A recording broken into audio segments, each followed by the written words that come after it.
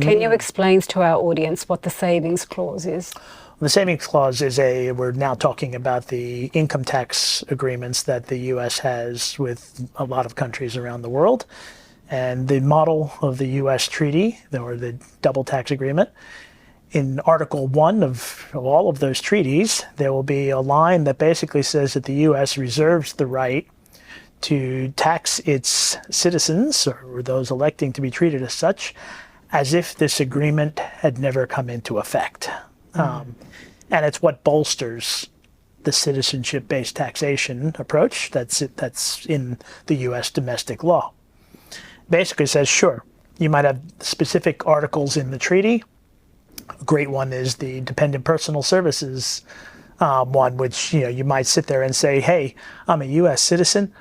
I spend maybe a week in the U.S. every year on holiday, but otherwise I'm living offshore.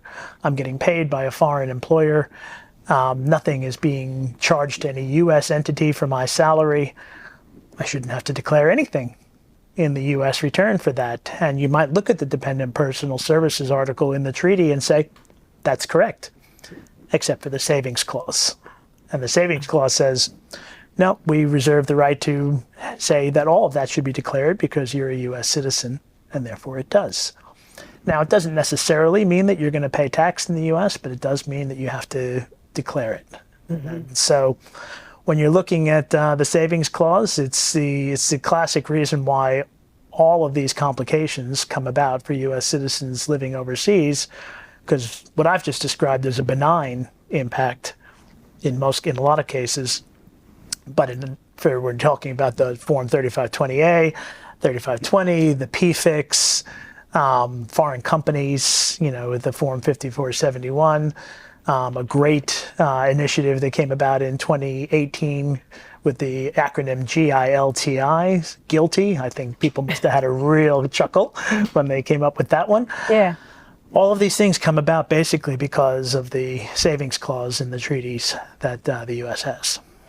Are there any discussions to modify these rules around superannuation or the savings clause?